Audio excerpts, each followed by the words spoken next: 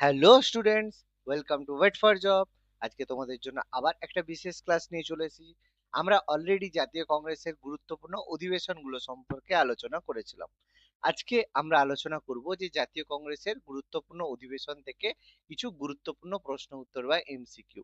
তাহলে চলো শুরু করা যাক। কত স্কোর হলো তোমরা অবশ্যই কিন্তু কমেন্টে আমাদের জানিও যে তোমরা কত স্কোর করতে পেরেছো। টাইমের মধ্যে প্রত্যেকেই উত্তর দেওয়ার চেষ্টা করবে, তাহলে তোমরা নিজেদের স্কোরটাকে যাচাই করতে পারবে।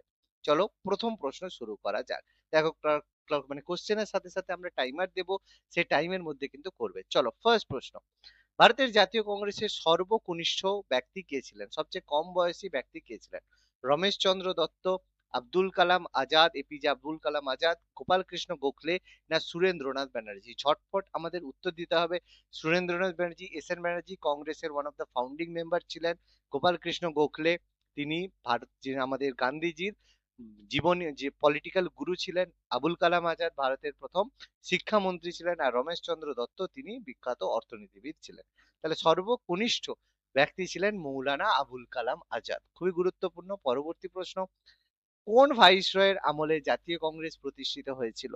Lord Mountbatten, Lord Dufferin, Warren Hastings, না লর্ড ডালহৌসি? খুবই সহজ প্রশ্ন। লর্ড মাউন্টব্যাটেন, যিনি স্বাধীনতার সময় ছিলেন। ওয়ারেন হেস্টিং, যার সময় রেগুলেটিং অ্যাক্ট হয়। লর্ড ডালহৌসি, যিনি আমাদের ট্রেন লাইন চালু করেছিলেন। অ্যান্সার এখানে হবে লর্ড ডাফরিন। 1885 সালে লর্ড ডাফরিনের সময় জাতীয় কংগ্রেসের প্রতিষ্ঠা হয়েছিল অ্যালেন অক্টাভিয়ান হিউমের দ্বারা। পরবর্তী প্রশ্ন, জাতীয় কংগ্রেসের প্রথম ব্রিটিশ সভাপতি কে ছিলেন? George William Wedderburn, Annie Besant, না কোনোটিই নয়? অ্যানি বেসান্ট তিনি কে ছিলেন? তিনি জাতীয় কংগ্রেসের প্রথম মহিলা সভাপতি ছিলেন। আমরা জানি উইলিয়াম ওয়েডারবার্ন, যাকে হিউমের জীবনীকার বলা হয়, তিনি জাতীয় কংগ্রেসের শেষ ব্রিটিশ সভাপতি এবং দ্বিতীয় ব্রিটিশ সভাপতি ছিলেন। তাহলে প্রথম ব্রিটিশ সভাপতি ছিলেন কে? অবশ্যই জর্জ তিনি জাতীয় কংগ্রেসের প্রথম ব্রিটিশ সভাপতি ছিলেন। অপশন এ আমাদের কারেক্ট উত্তর। পরবর্তী প্রশ্ন ভীষণ গুরুত্বপূর্ণ, জাতীয় কংগ্রেসের কোন অধিবেশনে প্রথম বন্দে মাতরম গানটি গাওয়া হয়? 1885 সালের বোম্বে সেশন, 1896 সালের কলকাতা অধিবেশন, 1909 সালের লাহোর অধিবেশন, 1924 সালের বেলেগাঁও অধিবেশন? তাহলে এক্ষেত্রে অ্যান্সার কি হবে? কোন অধিবেশনে প্রথম বন্দে মাতরম গানটি গাওয়া হয়েছিল? প্রত্যেকে আমরা জানি 1896 সালে কলকাতা সেশনে প্রথম বন্দে মাতরম গানটি গাওয়া হয়, যেটা লিখেছিলেন বঙ্কিমচন্দ্র চট্টোপাধ্যায়, যার লেখা বিখ্যাত আনন্দমঠ উপন্যাসে। পরবর্তী প্রশ্ন, কত সালে পূর্ণ স্বরাজ প্রস্তাবটি পাস করা হয়েছিল? খুবই গুরুত্বপূর্ণ প্রশ্ন। 1929, 1935, 1942, 1948? 1948 সালে ভারত অলরেডি স্বাধীন হয়ে গেছে। 1942 সালে বা ভারত ছাড়ো আন্দোলন শুরু হয়েছিল। 1935 সালে কোনো সেশন হয়নি, কারণ ওই সময় সংবিধান মানে আমাদের যে ইলেকশন হয়েছিল ভারত শাসন আইন। তো 1929 সালে অ্যান্সার হবে অপশন এ। 1929 সালে লাহোর সেশনে জওহরলাল নেহরুর সভাপতিত্বে পূর্ণ স্বরাজ প্রস্তাবটি পাস করা হয়েছিল। অপশন এ আমাদের সঠিক উত্তর হবে। পরবর্তী প্রশ্ন, ভারতের জাতীয় কংগ্রেসের সবচেয়ে দীর্ঘমেয়াদী সভা কোনটি ছিল? ত্রিপুরী অধিবেশন, হরিপুরা অধিবেশন, ফৈজপুর অধিবেশন, না রামগড় অধিবেশন? তার মধ্যে হরিপুর আর ত্রিপুরী দুটোই হচ্ছে সুভাষচন্দ্র বসুর সভাপতিত্বে হয়েছিল। ফৈজপুর আর রামগড়, যেটা আমাদের 1940-এ হয়েছিল রামগড় অধিবেশন, তার সবচেয়ে বড় যে অধিবেশনটা বা দীর্ঘমেয়াদী, এটা ছিল হরিপুর অধিবেশন। পরবর্তী প্রশ্ন ভীষণ গুরুত্বপূর্ণ, জাতীয় কংগ্রেসকে 3 দিনের তামাশা বলে কে কটাক্ষ করেছিলেন? অশ্বিনী কুমার দত্ত, বড়ুকেশ্বর দত্ত, সুরেন্দ্রনাথ ব্যানার্জি, না বাল গঙ্গাধর তিলক? যেহেতু জাতীয় কংগ্রেস এক কথায় তামাশাই করছিলেন ভারতের স্বাধীনতাতে, তো তাদের অ্যাকচুয়াল কোনো অবদানই ছিল না। তো সেই কারণে জাতীয় কংগ্রেসকে 3 দিনের তামাশা বলে তামাশা করেছিলেন অশ্বিনী কুমার দত্ত। খুবই গুরুত্বপূর্ণ মন্তব্য, এটা আমাদের মনে রাখতে হবে, অ্যাকর্ডিং টু এক্সাম গুরুত্বপূর্ণ। পরবর্তী প্রশ্ন, স্বাধীনতার আগে শেষ অধিবেশন কোথায় হয়েছিল? স্বাধীনতার আগে 1946 সালে যে অধিবেশন হয়েছিল, সেটা কোন অধিবেশনে ছিল? লখনৌ, বম্বে, কলকাতা, না মিরাট? খুবই গুরুত্বপূর্ণ। স্বাধীনতার আগে যে শেষ অধিবেশন হয়েছিল সেটা কোথায় হয়েছিল? তো শেষ অধিবেশনটা হয়েছিল মিরাটে, এটা আমাদের মনে রাখতে হবে। পরবর্তী প্রশ্ন, জাতীয় কংগ্রেসের কোন অধিবেশনে চরমপন্থী এবং নরমপন্থীতে বিভাজিত হয়েছিল? 1907 সালে সুরাট, 1909 সালের লাহোর, 1911 সালের কলকাতা, 1915 সালের বোম্বে অধিবেশন? প্রত্যেকেই জানি যে বঙ্গভঙ্গ আন্দোলনের পর কংগ্রেস তার যে নরমপন্থী চরমপন্থী যে কিভাবে আন্দোলন কার্যকরী হবে সেই নিয়ে মতপার্থক্য হয়, এবং 1907 সালের সুরাট অধিবেশনে কংগ্রেস নরমপন্থী এবং চরমপন্থীতে বিভক্ত হয়, যেটাকে সুরাট বিচ্ছেদ বলা হয়ে থাকে। পরবর্তী প্রশ্ন ভীষণ গুরুত্বপূর্ণ, জাতীয় কংগ্রেসের প্রথম মহিলা সভাপতি কে ছিলেন? সুচেতা কৃপালিনী, সরোজিনী নাইডু, প্রতিভা পাটিল, বিজয়া লক্ষ্মী পণ্ডিত। তো এর মধ্যে প্রতিভা পাটিল, তিনি স্বাধীন ভারতের প্রথম এবং একমাত্র মহিলা রাষ্ট্রপতি ছিলেন। বিজয়া লক্ষ্মী পণ্ডিত তিনি তো নন, তিনি আমাদের গণপরিষদের সদস্য ছিলেন। সরোজিনী নাইডু, তিনি জাতীয় কংগ্রেসের প্রথম এবং একমাত্র ভারতীয় মহিলা সভাপতি ছিলেন। সুচেতা কৃপালিনী, তিনি কখনো জাতীয় কংগ্রেসের সভাপতি হননি। পরবর্তী প্রশ্ন, নিম্নের কে ভারতের জাতীয় সম্মেলনের প্রতিষ্ঠা করেছিলেন? তিনি প্রথম জাতীয় সম্মেলন করেন, যেটাই ইন্ডিয়ান ন্যাশনাল কংগ্রেস প্রতিষ্ঠা করার একটা মাপকাঠি ছিল, কিন্তু পরবর্তীকালে তাকে সাইডলাইন করে ইন্ডিয়ান ন্যাশনাল কংগ্রেস প্রতিষ্ঠা করা হয়। কে ছিলেন তিনি? সুরেন্দ্রনাথ ব্যানার্জি, উমেশ চন্দ্র বন্দ্যোপাধ্যায়, উইলিয়াম জোন্স না শিশির কুমার ঘোষ? অ্যান্সার হবে এই ক্ষেত্রে সুরেন্দ্রনাথ ব্যানার্জি। তিনিই কিন্তু ভারত সভার মাধ্যমে জাতীয় সম্মেলন করেছিলেন, কিন্তু পরবর্তীকালে উমেশ চন্দ্র ব্যানার্জি, তিনি কলকাঠি নাড়িয়ে 1885 সালে ইন্ডিয়ান ন্যাশনাল কংগ্রেসের প্রথম সভাপতি হন। এটা আমাদের মনে রাখতে হবে। পরবর্তী প্রশ্ন ভীষণ গুরুত্বপূর্ণ, জাতীয় কংগ্রেসের প্রথম অধিবেশন কত সালে হয়েছিল? খুবই গুরুত্বপূর্ণ। 1836, 1857, 1885 না 1892? তাহলে জাতীয় কংগ্রেসের প্রতিষ্ঠা হয়েছিল 1885।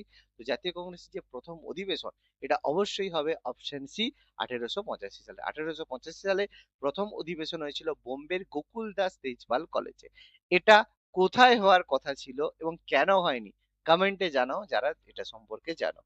পরবর্তী প্রশ্ন ভীষণ গুরুত্বপূর্ণ, জাতীয় কংগ্রেসের দ্বিতীয় অধিবেশন কোথায় অনুষ্ঠিত হয়েছিল? চারটে অপশন রয়েছে, বোম্বে, কলকাতা, লখনৌ না মাদ্রাজ? তাহলে জাতীয় কংগ্রেসের দ্বিতীয় অধিবেশন যেখানে হয়েছিল, সেখানে ভারত সভা জাতীয় কংগ্রেসের সাথে যুক্ত হয় এবং সেখানে খুবই গুরুত্বপূর্ণভাবে সেই সভাটা জাতীয় কংগ্রেসের সাথে যুক্ত হয়ে তার অস্তিত্ব হারিয়ে ফেলে। সেটা ছিল কলকাতা অধিবেশন হয়েছিল, যেখানে এই ঘটনাটা ঘটেছিল। পরবর্তী প্রশ্ন, গান্ধীজি জাতীয় কংগ্রেসের কোন অধিবেশনে সভাপতিত্ব করেছিলেন? একটাই সেশনে গান্ধীজি সভাপতিত্ব করেন, কলকাতা অধিবেশন, সুরাট অধিবেশন, কানপুর অধিবেশন না বেলগাঁও অধিবেশন? প্রত্যেকেই আমরা জানি যে জাতীয় কংগ্রেসের অধিবেশন যেখানে গান্ধীজি সভাপতিত্ব করেছিলেন, সেটা হচ্ছে 1924 সালের বেলেগাঁও অধিবেশন। খুবই গুরুত্বপূর্ণ, আমাদের এটা এক্সামের জন্য ভীষণ গুরুত্বপূর্ণ। পরবর্তী প্রশ্ন, ভারতীয় জাতীয় কংগ্রেসের কোন জাতীয় কংগ্রেসের সঙ্গে কোনটি যুক্ত হয়েছিল? ভারত সভা, হিন্দুস্তান সোশ্যালিস্ট রিপাবলিকান অ্যাসোসিয়েশন, সর্বভারতীয় ট্রেড ইউনিয়ন না কোনোটাই না? আমি একটু আগেই আলোচনা করলাম, ভারতের জাতীয় কংগ্রেসের সাথে যুক্ত হয়েছিল অপশন এ ভারত সভা 1886 খ্রিস্টাব্দে। Hindustan socialist Republican association, HSRA, এটা অ্যাকচুয়ালি ভগৎ সিং এর ফাউন্ডেশন ছিল, যেটা কোনোদিনই জাতীয় কংগ্রেসের সাথে যুক্ত হয়নি।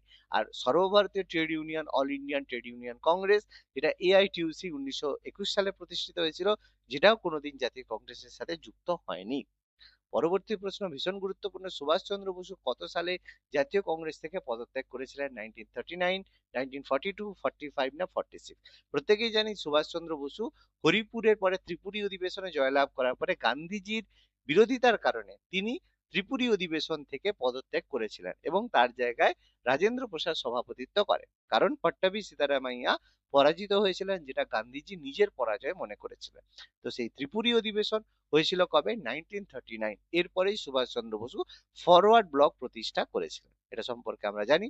নেক্সট প্রশ্ন, কত সালে সর্বভারতীয় যুব কংগ্রেস গঠিত হয়েছিল? 1928, 1930, 1932 না 1938? তাহলে সর্বভারতীয় যে যুব কংগ্রেস, সেটা কত খ্রিস্টাব্দে প্রতিষ্ঠিত হয়েছিল? খুবই গুরুত্বপূর্ণ, যেখানে সুভাষচন্দ্র বসু এবং জওহরলাল নেহেরু এর সভাপতিত্ব বা এর প্রধান উইংস এর মধ্যে ছিলেন। এটা ফাউন্ডেশন হয়েছিল 1928 সালে এবং এরপরেই 1929-এ জওহরলাল নেহেরুকে বেশি পাওয়ার দিয়ে গান্ধীজি সরিয়ে আনার জন্য 1929-এ জওহরলাল নেহেরুকে সভাপতি করেছিলেন। এটা মহাত্মা গান্ধীর একটা ডিভাইড এন্ড রুল পলিটিক্স ছিল, যেটা তিনি ব্রিটিশদের কাছ থেকে শিখেছিলেন, কারণ তিনি এক কথায় ব্রিটিশদের এজেন্টই ছিলেন।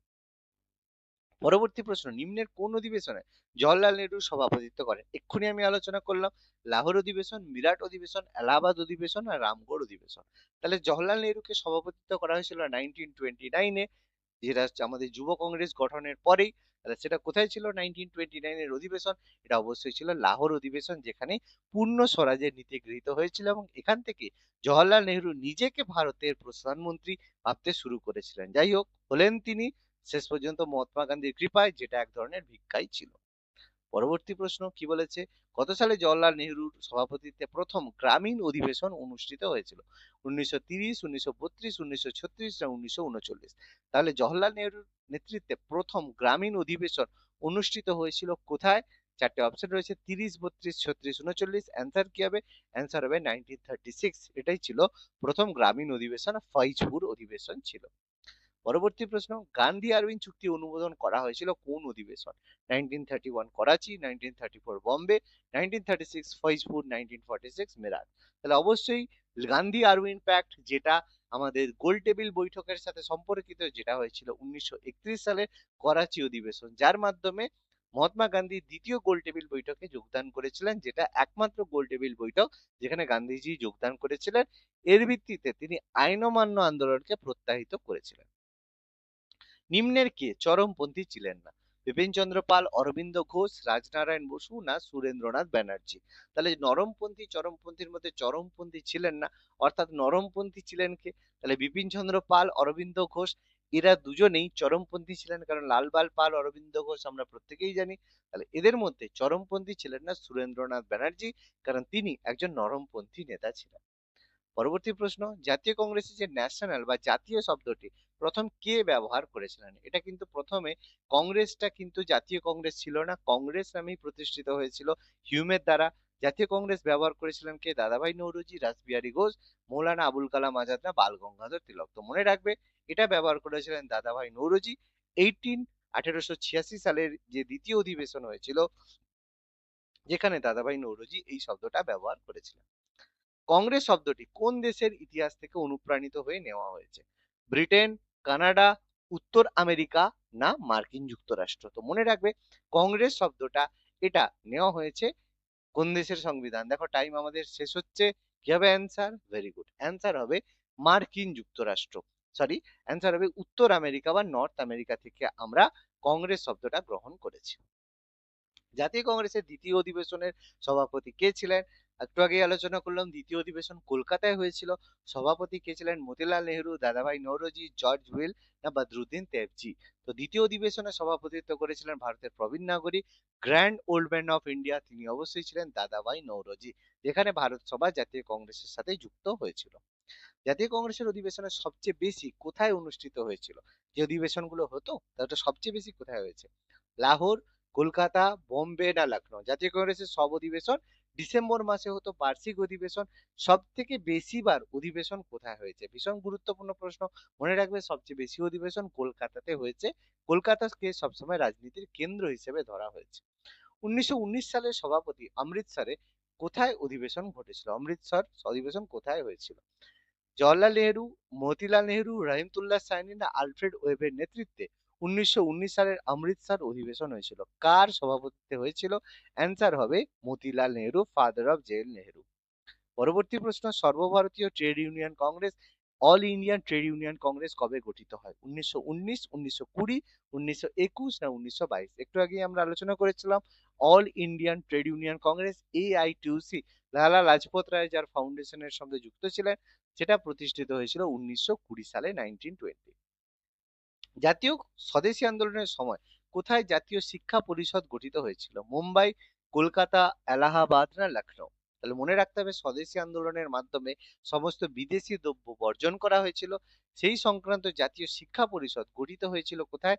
অ্যান্সার হবে কলকাতা, কারণ কলকাতা সবসময় ভারতের বিভিন্ন স্বদেশী আন্দোলনের কেন্দ্রবিন্দু ছিল। আজকে লাস্ট প্রশ্ন, কত সালে ভারতের কাউন্সিল অ্যাক্ট কার্যকরী হয়েছিল? ভারতের তিনটে কাউন্সিল অ্যাক্ট হয়েছিল, 1885, 89, 1905 না 1909? এর মধ্যে লাস্ট কাউন্সিল অ্যাক্ট পাস হয়েছিল, যেখানে চারটে অপশনের মধ্যে একটা। ঝটপট অ্যান্সার করো, কি হবে? দেখো অ্যান্সার হবে 1909 সালে ভারতের কাউন্সিল অ্যাক্ট, যেটা ছিল লাস্ট। মরলে মিন্টো রিফর্ম আইন 1909 সালে। এর আগে 1892, তার আগে 1861, এগুলো আমাদের মনে রাখতে হবে। তিনটে কাউন্সিল অ্যাক্ট, যার মধ্যে 1909 ছিল শেষ কাউন্সিল অ্যাক্ট। তাহলে আজকের ক্লাসটা কেমন লাগলো তাহলে অবশ্যই কমেন্ট করে জানিও। এবং এই ধরনের ক্লাস যদি রেগুলার বেসিসে তোমরা পেতে চাও, যেগুলো তোমাদের upcoming WBP, KP, PSC, SSC এক্সামের জন্য গুরুত্বপূর্ণ, তাহলে অবশ্যই আমাদের চ্যানেল ওয়েট ফর জবকে ফলো করতে ভুলো না। Thank you.